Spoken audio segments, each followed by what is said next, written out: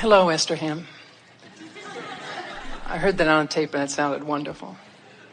They call us Abster.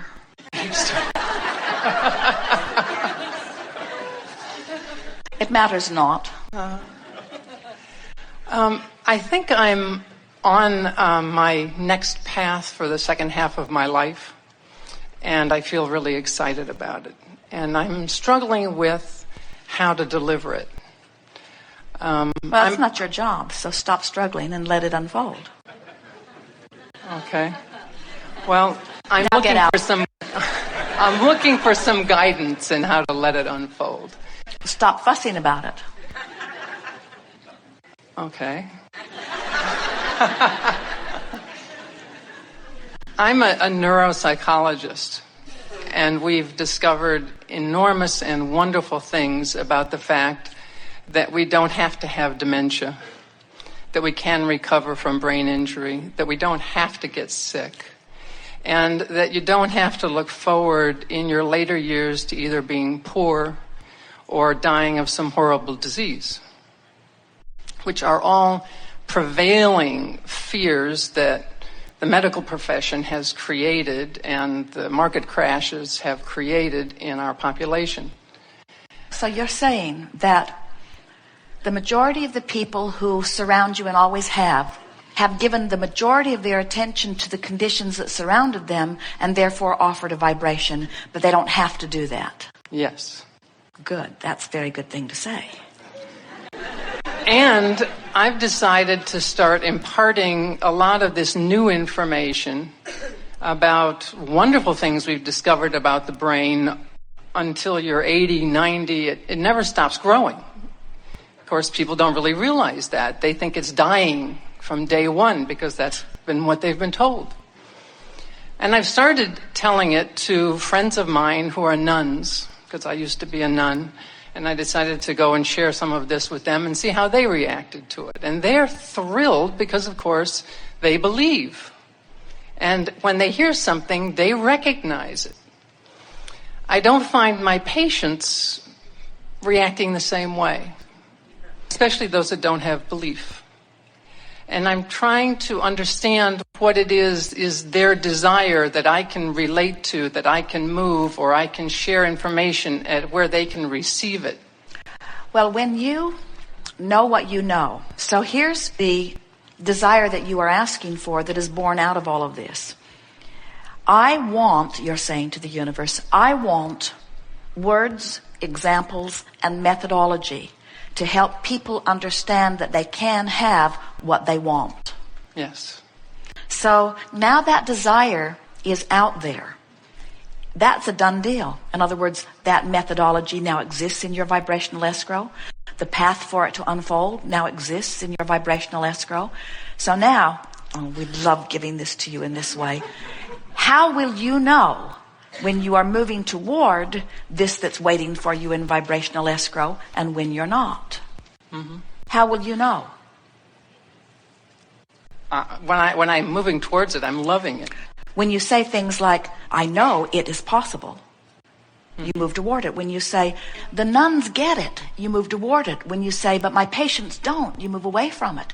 When you say, but not all of my patients don't, you move toward it. When you say, but most of them do, you move away from it. When you say, but some of them understand, you move toward it. When you say, and more of them will. When you say, there is so much around that is giving us reason to know this. In other words, you just have to talk yourself. You have to apply the same process to what you want that you are going to ask them to apply to what they want. How about that? Can you hear how it's exactly the same thing? You're saying they have a situation that makes them believe contrary to their own well-being. And we say, right. How's that different from what you just said? You just said, what I want is a way to impart knowledge, but they're not listening. And we say, so once you figure out how to alter your beliefs about them not being able to hear so that you expect them to hear, then you can teach them how to alter their beliefs about what they expect. So what I'm trying to understand is vibrational escrow. I mean, we have a society that has believed that this is our fate And it's not. But isn't there a lot of vibrational escrow that some people have actually built up over the market crash or over seeing their parents die of Alzheimer's and think, I'm next? There are many beliefs that are very strong vibrations in people that are not serving them. But every time they activate one by giving attention to it, they feel negative emotion.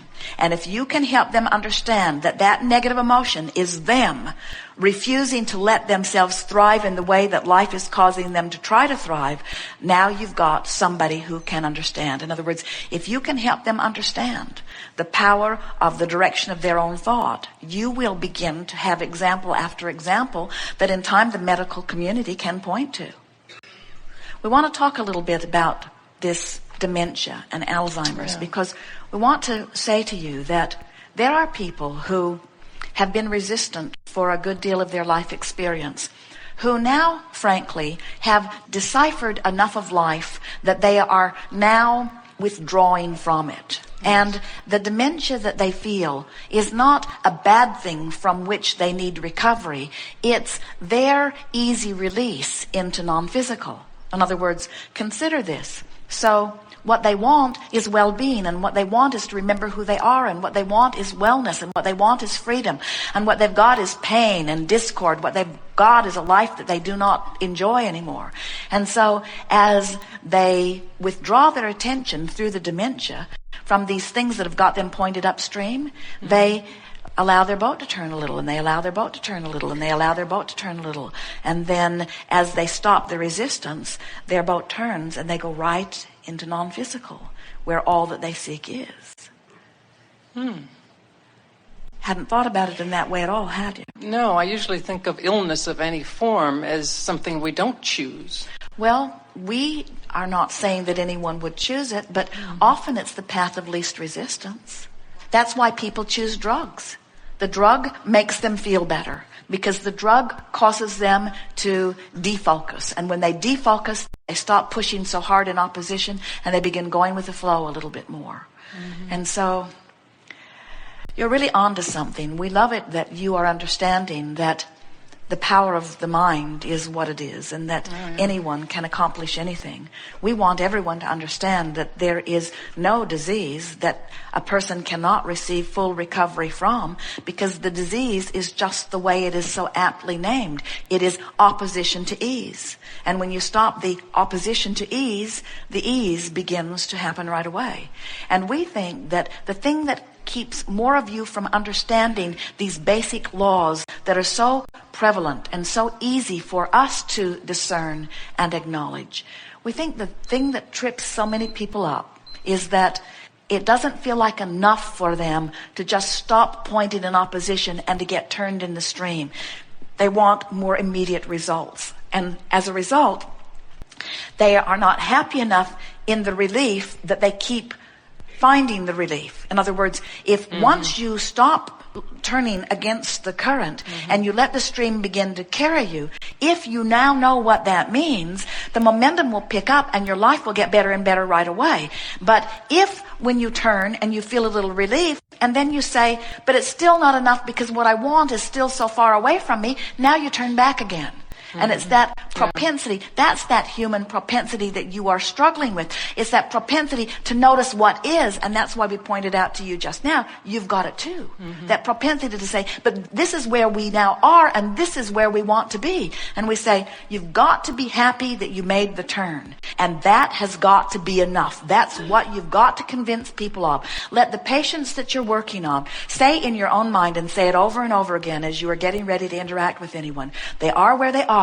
And it has to be enough for me that I'm able to help them just stop beating the drum that has them pointed so far that way. I don't need an instant healing. I don't need a personality transplant. I don't need to uproot all of their beliefs and replace them with more productive beliefs. All I need is just to find a way right here and now of getting them to do a little less of this. And when I do that, when I make that happen right now, with this person that I'm interacting with, when they stop doing that, the natural forces of the universe will cause them to begin moving a little more. And they'll gain a little insight. And then as I show them again, they'll gain a little more insight. And as I show them again, they'll gain a little more insight. And if I can convince them that for now, the best we can do is make them feel better emotionally, if I can get them really aware of their emotional journey, if I can get them to stop taking score of how much they've got going on with their brain or how much the x-rays are saying, if I can distract them from the reality of what is and get them focused upon the improvement in their emotion, now I know I can help them affect real progress in their experience. And the slightest little glimpse of progress is hope. And hope's that way. I actually know exactly how to do that with brain damage, and I've been doing it for 20 years, and they end up doing things I couldn't even imagine they were going to be able to do.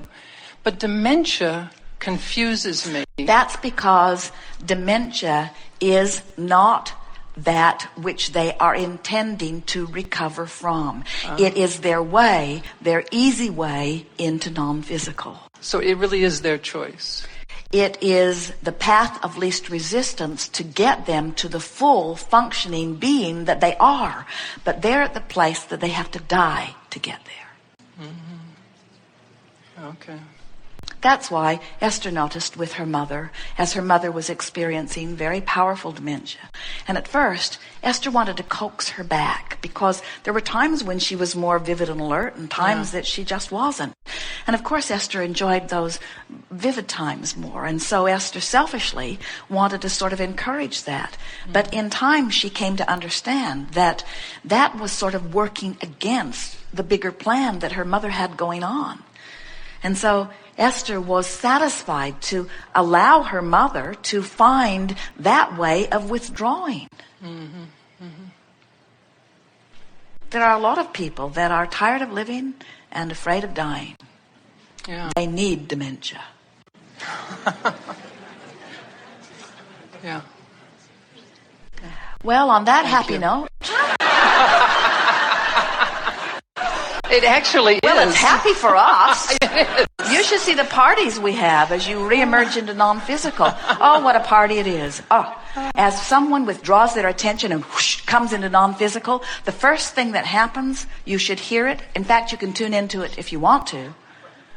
Laughing, laughing, laughing, laughing, laughing, laughing, laughing, laughing, laughing, laughing, laughing, laughing, laughing. And you know what?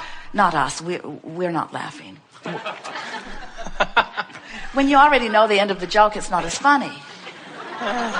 They're laughing because they're just figuring it out. All of that struggle for no reason whatsoever, that's a punchline. That is a punchline. They stand in amazement and they run around looking for others who have newly reemerged into non-physical. And the conversation that they have is, I just can't believe that they're making such a big hairy deal of being physical. Can you? That's what the new ones into non-physical say.